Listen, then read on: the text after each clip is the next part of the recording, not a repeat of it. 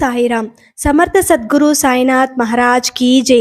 ముందుగా మన సాయి కుటుంబ సభ్యులందరికీ నమస్కారం అండి. అందరూ కూడా సుఖంగా, సంతోషంగా, ఆరోగ్యంగా బాగుండాలని మనస్ఫూర్తిగా కోరుకుంటూ ఈ రోజు వీడియో మొదలు పెడుతున్నాను. ఇక ఈ రోజు వీడియోలో బాబా గారు ఏం చెప్పబోతున్నారు అంటే, తల్లి, ఈ 3 చీటీలు నీ జీవిత రహస్యాన్ని సూచిస్తాయి. ఈ దీపావళికి ఇదే నా కానుక, తీసుకోమ్మా అని బాబా గారు ఒక చక్కటి సందేశాన్ని మన కోసం అందిస్తున్నారండి. మన జీవితం బాబా గారు ఇస్తున్న ఈ 3 చీటీలలో ముడిపడి ఉంది. సమస్య వచ్చినప్పుడు ఏ విధంగా పరిష్కరించుకోవాలో ఒక చిన్న కథ ద్వారా బాబా గారు తెలియచేస్తున్నారు. పూర్తిగా ఈ కథ విన్నాక ఈ 3 చీటీలలో ఏం రాసి ఉందో, మన సమస్యకు ఏ విధమైనటువంటి పరిష్కారం లభిస్తుందో ఈ కథ ద్వారా తెలుసుకుందాం. ఒక గ్రామంలో మూర్తి అనే ఒక పేద విద్యార్థి ఉండేవాడు.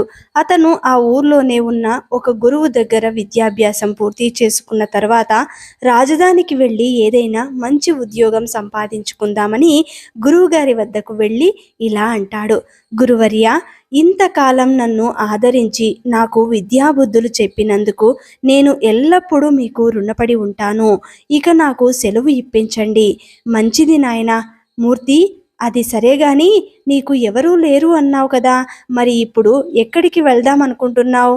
గురువర్య, నేను రాజధానికి వెళ్ళి అక్కడ న్యాయాధికారి పదవీ పరీక్షల్లో పాల్గొని న్యాయాధికారిగా కొలువు సంపాదిస్తామని అనుకుంటున్నాను. ఒకప్పుడు మా పెద్ద తండ్రి గారు కూడా అక్కడే న్యాయాధికారిగా పనిచేశాడు. ఏమిటి, నీకు పెదనాన్న ఉన్నాడా? మరి నాకెప్పుడు చెప్పలేదే? ఆయన ఇప్పుడు లేరు గురువుగారు, ఆయన ఎప్పుడో చనిపోయారు. అయితే ఆయన కూడా నాలాగే చదువు పూర్తి అయిన తర్వాత రాజధానికి వెళ్ళి న్యాయశాస్త్ర పరీక్షల్లో ఉత్తీర్ణత సాధించి న్యాయాధికారిగా అక్కడే ఉద్యోగం సంపాదించి కొంతకాలం క్రితమే చనిపోయారు. అలాగే నేను కూడా రాజస్థానంలో కొలువు సంపాదించాలి అనుకుంటున్నాను. మంచిది నాయనా, అభిష్ట సిద్ధిరస్తు. ఇక వెళ్ళిరా నాయనా. అలా గురువుగారి దగ్గర సెలవు తీసుకున్న మూర్తి రాజధాని బయలుదేరుతూ ఉండగా మార్గ మధ్యంలో జోరుగా వర్షం కురుస్తూ ఉండగా అక్కడ విశ్రాంతి తీసుకుందామని ఎదురుగా కనపడిన ఒక సత్రంలోకి వెళతాడు. అక్కడున్న వ్యక్తులు, రండి రండి, త్వరగా రండి, బయట జోరుగా వర్షం కురుస్తుంది. అవునండి, నేను రాజధాని వెళుతూ ఉంటే మధ్యలో ఈ వర్షం వల్ల ఇలా ఆగాల్సి వచ్చింది. బయట బాగా చలిగా ఉంది. చాలా దూరం నుండి వచ్చాను. నాకు చాలా ఆకలిగా కూడా ఉంది. ఈ రాత్రికి నాకు ఇక్కడ వసతి కల్పిస్తారా? తప్పకుండా. బాగా తడిసిపోయినట్టున్నారే. ఇదిగో ఈ దుప్పటి తీసుకొని దానిని కప్పుకొని ఆ బొగ్గుల కుంపటి దగ్గర చలి కాపుకోండి. నేను ఈలోగా భోజనం సిద్ధం చేయిస్తాను అని ఆ సత్రం యజమాని అక్కడి నుండి వెళ్ళిపోతాడు. ఇక మూర్తి ఆ చలిమంట ముందు కూర్చుని ఉండగా అక్కడికి ఒక బికారివాడు వచ్చి ఆ సత్రం గడపలో నిలబడి చలికి గజగజా వణుకుతూ ఉంటాడు. మూర్తి ఆ బికారివాడి దౌర్భాగ్య పరిస్థితిని చూసి జాలిపడి ఇలా అంటాడు, రా, నువ్వు కూడా ఇక్కడ చలి కాపుకో. అసలే బాగా తడిసిపోయినట్టున్నావు. దాంతో ఆ బికారి లోపలికి వచ్చి అతనితో పాటు బొగ్గుల కుంపటి ముందు కూర్చుని చలి కాచుకుంటూ ఉంటాడు. ఇంతలో ఆ సత్రం యజమాని ఒక పళ్ళెంలో నౌకరి చేత మూర్తికి భోజనం పంపిస్తాడు. అయితే ఆ బికారివాడు మాత్రం కళ్ళు మొత్తం పళ్ళెం వైపు ఉండటం చూసి మూర్తి ఇలా అంటాడు, ఇప్పుడు ఈ ఆహారం నాకంటే అతనికి ఎక్కువ అవసరం. పాపం, ఎన్ని రోజులైనదో ఏంటో అన్నం తిని ముందు ఆ పళ్ళెం అతనికిచ్చి నాకు ఇంకొక పళ్ళాన్ని పట్టుకురండి అని అనడంతో ఆ నౌకరు ఆ పళ్ళాన్ని ఆ బికారివాడికి ఇచ్చి అక్కడి నుండి వెళ్ళిపోతాడు.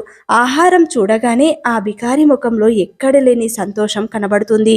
ఇక మూర్తికి బికారి ఆ పళ్ళెంలోని ఆహారాన్ని తృప్తిగా తినడం చూసి ఎంతో సంతోషిస్తాడు.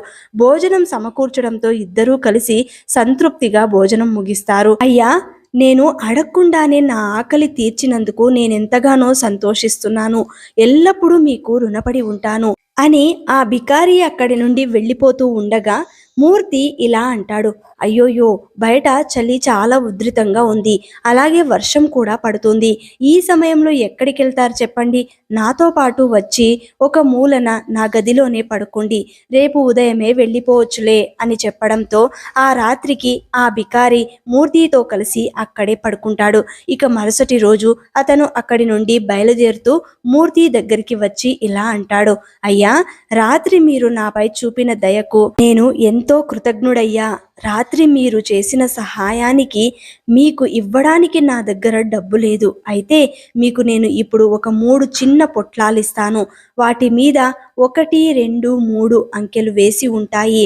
మీకు భవిష్యత్తులో ఎప్పుడైనా సరే మీకు నిజంగా పరిష్కరించలేని తీవ్రమైన జీవిత సమస్య ఏర్పడితే, ఎలాంటి పరిష్కార మార్గం నీ ముందు లేనప్పుడు మాత్రమే మీరు ఈ కాగితం పొట్లాలు ఒకటి విప్పి చూసుకోండి.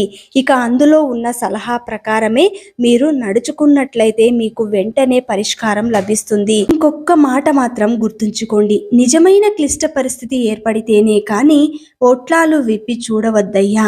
మరొక మాట ఏమిటంటే, వాటిపై రాసి ఉంచిన 1, 2, 3 అంకెల వరుసలోనే చూడాలి అని మూర్తికి ఆ 3 కాగితాల పొట్లాలు ఇచ్చి అక్కడి నుంచి సెలవు తీసుకుంటాడు. అయితే ఆ బికారి మాటలను మూర్తి లెక్క పెట్టలేదు.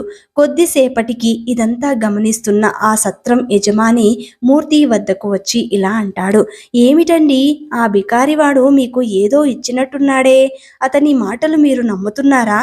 లేదండి, నాచకులు తమ భుక్తి కోసం కోటి విద్యలు ప్రదర్శిస్తారు. ఏదో మర్యాద కోసం ఇచ్చిన పొట్లాలను దాచుకున్నాను. ఎవరిని తక్కువగా అంచనా వేయకూడదు కదా, అందుకే ఆ పొట్లాలు నా సంచిలో పుస్తకాల మధ్య జాగ్రత్తగా దాచుకున్నాను. ఏ పుట్టలో ఏ పాముందో ఎవరు చెప్పగలరు? సరేనండి, ఇక నేను కూడా బయలుదేరుతాను. ఇదిగో, నాకు ఆ బికారికి మీరు వసతి కల్పించినందుకు మీకు ఇవ్వవలసిన సొమ్ము అని చెప్పి సెలవు తీసుకుంటాడు మూర్తి. ఇక అక్కడి నుండి రాజధానికి చేరుకుని అక్కడ నిర్వహిస్తున్న న్యాయశాస్త్ర పరీక్షల్లో పాల్గొంటాడు. అయితే ఆ పరీక్షల్లో అతను నెగ్గలేకపోతాడు. దాంతో నిరాశ చెంది అక్కడి నుండి బయటకు వస్తూ తన మనసులో ఇలా అనుకుంటాడు, అయ్యో, ఈ పరీక్షలు అర్హత సాధించలేకపోతున్నాను. మళ్ళీ 2 ఏళ్ల వరకు ఈ పరీక్షలు నిర్వహించరు. ఇప్పుడు ఏం చేయాలో నాకు తోచడం లేదు అని ఆలోచిస్తూ అతనికి ఆ బికారి ఇచ్చిన కాగితాల మడతలు జ్ఞాపకం వస్తాయి. ఇప్పుడు తనకు వచ్చినది నిజంగానే క్లిష్ట పరిస్థితే, దానికి పరిష్కారం లేదు కూడా. అందుచేత అతను తన సంచిలో ఉన్న 1 అనే గుర్తుగల కాగితం తెరిచి చదువుతాడు. అందులో ఇలా రాసి ఉంది, రామయ్య ఆశ్రమం ముఖద్వారం వద్దకు వెళ్ళి కూర్చో అని రాసి ఉంది. ఇదేంటి, ఇది ఇలా రాసి ఉంది? ప్రస్తుతం నా పరిస్థితికి ఇది ఎలా వర్తిస్తుంది? ఇందులో ఏదో మర్మం ఉండే ఉంటుంది. ఇక్కడికి రామయ్య ఆశ్రమం దగ్గరలోనే ఉంది కదా, ఒక్కసారి వెళ్ళి ఆ ముఖద్వారం దగ్గర కూర్చుంటే పోయేదేముంది, వెళ్ళి కూర్చుందాం. అతను అన్నట్టు నా సమస్యకు పరిష్కారం లభిస్తే నాకు అంతా మంచిదే కదా, ఇంకేం కావాలి? అతను చెప్పినట్టు ఒక్కసారి అక్కడికి వెళ్ళి చూద్దాం అని అక్కడి నుండి బయలుదేరి రామయ్య ఆశ్రమం వద్దకు వెళ్ళి అక్కడున్న మెట్ల పైన కూర్చుంటాడు మూర్తి. అయితే అతనిని ఎవరూ అక్కడ పట్టించుకోరు. అలా కొంతసేపటికి చీకటి పడడంతో ఆ ఆశ్రమ పాలకుడు ఇలా వచ్చి మెట్లపై కూర్చున్న మూర్తిని చూసి ఇలా అడుగుతాడు, నాయనా, ఎవరు నువ్వు? ఇక్కడ ఒంటరిగా కూర్చున్నావేంటి? ఒక పక్క చీకటి పడిపోతుంది, మరొక పక్క చలి కూడా పెరుగుతుంది. నీది ఏ గ్రామం? కానీ ఇక్కడ ఉండటం అంత క్షేమం కాదు బాబు అని అంటాడు. లేదు బాబుగారు, నాకు వెళ్ళడానికి ఏ ఊరు లేదు. దయచేసి ఈ రాత్రికి ఇక్కడే పడుకోనివ్వండి. నేను ఒక చిన్న పని మీద ఇక్కడికి వచ్చాను, అది పూర్తి చేసుకొని వెళ్తాను అని ఆ మూర్తి అనగానే ఆ ఆశ్రమ పాలకుడు ఇలా అంటాడు, తెల్లవార్లు ఇక్కడే పడుకుంటే ఇక తెల్లవారిన తర్వాత నువ్వు లేవలేవు. అది నీ ఆరోగ్యానికి ఏమాత్రం క్షేమం కాదు. నువ్వు ఎక్కడికి వెళ్ళే చోటు లేకపోతే మా ఆశ్రమం లోపలికి రా, నీకు ఈ రాత్రికి భోజనం, పడక ఏర్పాట్లు నేను చేయిస్తాను. రేపు ఉదయం వెళ్ళిపోదురు గాని, అంతేకాని ఈ చలిలో మొండిగా ఉండిపోవద్దు అని చెప్పి ఆ ఆశ్రమ పాలకుడు అక్కడి నుండి లోపలికి తీసుకెళ్తాడు. లోపలికి వెళ్ళిన తర్వాత వారిద్దరూ భోజనాలు ముగించుకొని కూర్చొని కబుర్లు చెప్పుకుంటూ ఉండగా ఆ ఆశ్రమ పాలకుడు మూర్తిని ఇలా అడుగుతాడు, హా, ఇప్పుడు చెప్పు నాయనా, ఎవరు నువ్వు? అసలు ఇక్కడికి ఎందుకు వచ్చావు? అయ్యా, నేను ఒక పేద విద్యార్థిని. విద్యాభ్యాసం పూర్తి అయిన తర్వాత మా పెదతండ్రి సోమరాజు గారిలా రాజస్థానంలో న్యాయాధికారి కొలువును సంపాదిద్దామని వచ్చాను. కానీ ఆ పరీక్షల్లో నేను అర్హత సాధించలేకపోయాను అని తన గురించి వివరంగా చెబుతూ ఉంటే, సోమరాజు పేరు వినగానే ఆశ్రమ పాలకుడి ముఖంలో ఏదో తెలియని సంతోషం కలిగి అతని మాటలకు అడ్డుపడి ఇలా అడుగుతాడు. ఆగు ఆగు, ఏమిటి? ఆ సోమరాజు మీకు పెదనాన్న అవుతాడా? అప్పుడు మూర్తి ఇలా అంటాడు. ఎందుకిలా అడిగారు? ఆయన మీకు తెలుసా? ఈ రోజు మనం కలుసుకోవడం చాలా మంచిదైంది బాబు. మీ పెదతండ్రి గారు మా ఆశ్రమానికి ఎంతో విరాళం ఇచ్చారు. దాని మాటలు ఉంచి ఆయన కొద్ది రోజుల్లో చనిపోతారు అనగా కాశీ క్షేత్రానికి బయలుదేరి వెళుతూ నా వద్ద తన సొంత డబ్బు 2000 మోహర్లు దాచిపెట్టి తిరిగి వచ్చేటప్పుడు తీసుకుంటాను అన్నారు. అయితే వారు తిరిగి వచ్చే లోపే కాలధర్మం చేశారు. ఇంకా డబ్బు నా వద్దనే ఉండిపోయింది. రాజధానిలో నేను ఎంత విచారించినా వారి వారసులు మాత్రం జాడ నాకు తెలియలేదు. ఇదిగో ఇంతకాలానికి మీరు కనబడ్డారు. ఇది మీ పెదనాన్నగారి ఆస్తి. అది మీకు అందివ్వడమే నాకు మనశ్శాంతి. మీ పెదనాన్నగారికి ఆత్మశాంతి కలుగుతాయి అని చెప్పి ఆ ఆశ్రమ పాలకుడు మూర్తికి 2000 మోహర్లు తెచ్చిస్తాడు. ఇక ఆ డబ్బుతో మూర్తికి ఉన్న దారిద్ర్యం మొత్తం తీరిపోతుంది. అవి తీసుకుని ఆశ్రమ పాలకుడికి కృతజ్ఞతలు తెలిపి అక్కడి నుండి సంతోషంగా రాజధానికి బయలుదేరి వచ్చి అక్కడ నగరంలో ఒక ఇల్లు కొనుక్కొని సుఖంగా జీవిస్తూ ఉంటాడు మూర్తి. అయితే అతనిలో న్యాయాధికారి కావాలన్న కోరిక మాత్రం తీరలేదు. అలా కొంతకాలం గడిచిన తర్వాత ఏంటో అప్పుడే 2 ఏళ్లు గడిచిపోయాయి. కానీ న్యాయాధికారి పదవి కోరిక నెరవేరే మార్గం మాత్రం కనిపించడం లేదు. ఇక ఈ సంవత్సరంలో కూడా ఆ పరీక్షల్లో నెగ్గలేకపోతే నేనేం చేయాలి అని ఆలోచిస్తూ అతను 2వసారి పరీక్షలకు పుస్తకాలు చదువుదామని వాటిని పైకి తీస్తూ ఉండగా ఆ బికారివాడు ఇచ్చిన ఆ 2 కాగితాలు కనిపిస్తాయి. ఆ రెండింటినీ చూసి అతను చాలా సంతోషపడి ఇలా మనసులో అనుకుంటాడు. ఇంతకు ముందు నాకు వచ్చిన సమస్యకు ఆ బికారి ఇచ్చిన కాగితమే పరిష్కరించింది. ఈసారి వచ్చిన సమస్య కూడా అలాంటిదే. ఈసారి కనుక ఆ పరీక్షల్లో నెగ్గకపోతే ఇక నా చదువుకు సార్థకతే ఉండదు అని వెంటనే ఆ పుస్తకంలో ఉన్న 2వ కాగితం మడతల్లో 2వ సంఖ్య రాసిన కాగితాన్ని తీసి చదవగా అందులో ఉత్తర ద్వారం వద్ద ఉన్న రామాలయం వద్ద వెళ్ళి కూర్చో అని రాసి ఉంటుంది. అప్పుడు మూర్తి మనసులో ఇలా అనుకుంటాడు. అయితే నా ఈ యొక్క సమస్యకు పరిష్కారం ఆ రామాలయం వద్ద ఉందన్నమాట. మూర్తి ఆ విధంగా సంతోషపడి వెంటనే ఆ రామాలయం వద్దకు బయలుదేరుతాడు. అక్కడికి వెళ్ళి తిన్నగా లోపలికి వెళ్ళి కూర్చుంటాడు. అయితే అక్కడ అటు ఇటు చూస్తూ ఉండగా తన ప్రక్కనే 2 పెద్ద మనుషులు కూర్చుని ఇలా మాట్లాడుకుంటూ ఉంటారు. ఏమిటోయ్, ఈసారి న్యాయాధికారి పరీక్షల్లో ఎలాంటి ప్రశ్నలు వేయబోతున్నావు? కిందటిసారి నువ్వు అడిగిన ప్రశ్నకి ఎవరూ సమాధానం చెప్పలేక నీళ్లు నమిలారంట కదా. ఎందుకంత కష్టమైన ప్రశ్నలు వేసి వారిని ఇబ్బంది పెడుతున్నావు? ఒరే, నీకు తెలియనిదేముంది చెప్పరా. న్యాయాధికారి పదవి అంటే ఎన్నో సవాళ్లతో కూడుకున్నది. న్యాయం చేయడంలో ఒక తప్పు చేసినా ఎంతోమంది అమాయకులు అన్యాయంగా శిక్షించబడతారు. అందుకే కొన్ని కఠిన ప్రశ్నలకు సమాధానం చెప్పే వారిని మాత్రమే నేను ఆ పదవికి ఎంపిక చేస్తున్నాను. బాగుందయ్యా, నేను న్యాయాధికారినే కదా. మరి ఈ సంవత్సరం నువ్వు వారిని అడిగే ఆ ప్రశ్నలేవో నన్ను కూడా అడుగు. ఒకవేళ వాటికి నేను సమాధానం చెప్పలేకపోతే నువ్వన్నది నిజమని నేను ఒప్పుకుంటాను. ఆ మాటలు విన్న మూర్తికి త్వరలో జరగబోయేది న్యాయాధికారి పరీక్షలకు సంబంధించిన ప్రశ్నలన్నీ తెలుసుకుని శ్రద్ధగా వారు మాట్లాడుకున్నదంతా విని ఆ ప్రశ్నలకు సమాధానాలు కూడా తెలుసుకుంటాడు. ఇక వారిద్దరూ కొంతసేపు అలా మాట్లాడుకుని అక్కడి నుండి వెళ్ళిపోగానే మూర్తి తన మనసులో ఇలా అనుకుంటాడు. అమ్మయ్య, ఇంతకాలానికి న్యాయాధికారి వేసే ప్రశ్నలకు సమాధానం చెప్పగలను అన్న నమ్మకం కుదిరింది. ఆ రోజు ఆ బికారికి ఒక్క రాత్రికి చేసిన సహాయానికి జీవితాంతం నాకు సహాయపడుతుందని నేను అస్సలు ఊహించలేదు.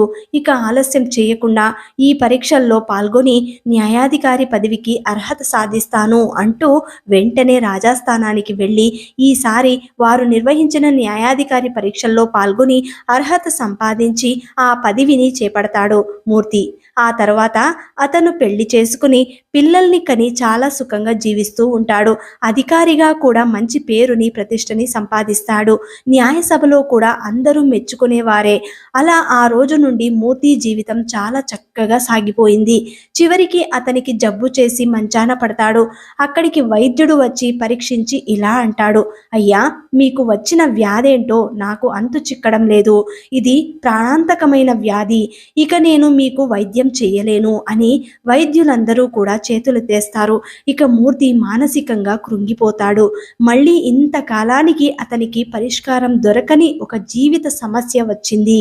అప్పుడు అతనికి ఆ బికారి ఇచ్చిన మిగిలి ఉన్న 3వ కాగితం గుర్తుకు వచ్చి ఇలా అనుకుంటాడు, నా జీవితంలో నేను కష్టంలో ఉన్న ప్రతిసారి ఆ బికారి ఇచ్చిన కాగితాలు నాకు సరైన పరిష్కారం సూచించింది.